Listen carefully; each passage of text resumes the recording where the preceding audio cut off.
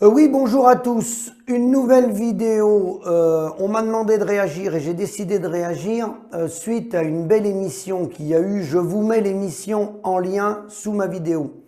Il y a eu une émission à C'est dans l'air sur la 5 où a été invité Nicolas Dupont-Aignan. Donc je vais dire un mot de Nicolas Dupont-Aignan car Nicolas Dupont-Aignan, je vais le rencontrer dans quelques jours puisqu'il vient dans mon département. Et comme on rencontre tous les candidats, nous le SAMU social agricole national, on rencontre tous les candidats à la présidentielle, je vais le rencontrer dans mon département. Et j'en profite pour rebondir sur la candidature notamment de Nicolas Dupont-Aignan, où c'est un scandale, un véritable scandale démocratique, que des candidats tels que M. Dupont-Aignan, qui fait de la politique depuis un peu, quand même quelques années, qui a quand même de l'expérience, ne puissent pas avoir ces parrainages.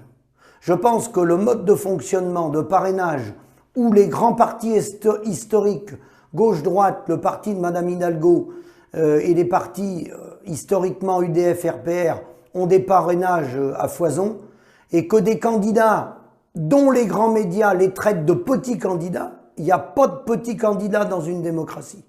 Tout le monde est libre de s'exprimer et force est de constater qu'à la dernière élection en 2017, le pourcentage de voix obtenues au premier tour correspondait au temps d'antenne. Alors ces candidats-là sont déjà verrouillés par le temps d'antenne et par la presse écrite. En plus, maintenant, on les verrouille à travers les parrainages. Donc c'était un petit coup de gueule par rapport à ces candidats-là et M. Dupont-Aignan en fait partie. Donc très belle émission, c'est dans l'air. M. Dupont-Aignan a dit qu'il souhaitait mettre un veto et mettre des limites sur les accords du libre-échange, le CETA, le Mercosur. Bien entendu, il y a eu Anne-Sophie Assif en face qui l'interrogeait et cette jeune dame journaliste lui a expliqué que globalement, il y a des gens qui avaient étudié tous ces traités-là et que globalement, on était les grands gagnants et qu'il y avait plus de gagnants que de perdants, donc on ne pouvait pas mettre des barrières. Ça, c'est des choses qu'on a entendues maintes et maintes fois de par ces journalistes-là. Alors, cette chère dame, je voudrais lui demander si elle est rémunérée par le produit intérieur brut mondialisé ou territorialisé.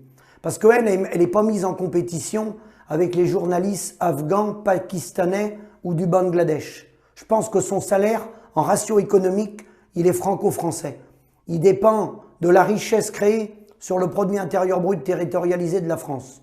Donc, lorsque M. Dupont-Aignan, à juste titre, veut remettre en cause, remettre à plat ces accords de libre-échange et de refuser de les signer lorsqu'ils sont déséquilibrés, et là, le moins qu'on puisse dire, Madame la journaliste, puisque vous prétendiez qu'ils sont favorables à la France, moi je vais vous dire, il n'y a même pas besoin de machine à calculer, Madame.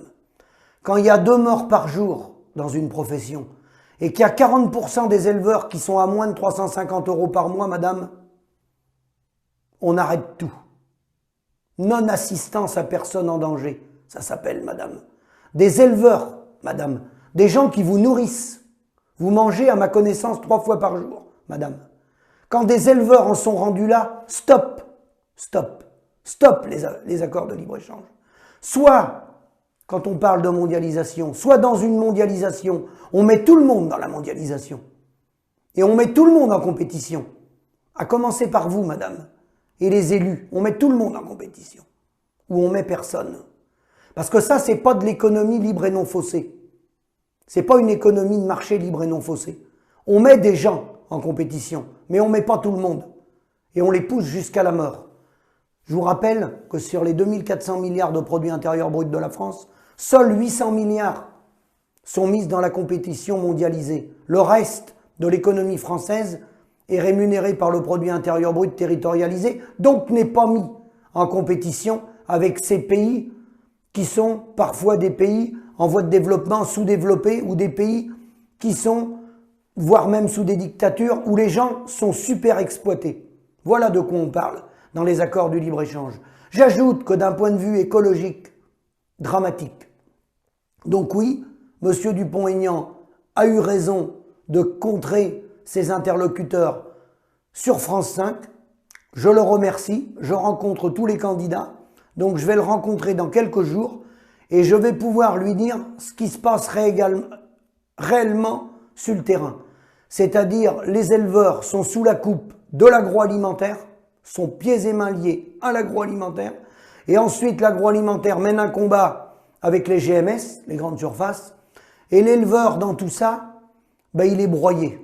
Il est broyé par cette mondialisation, il est broyé par le déséquilibre de la transformation et de la distribution.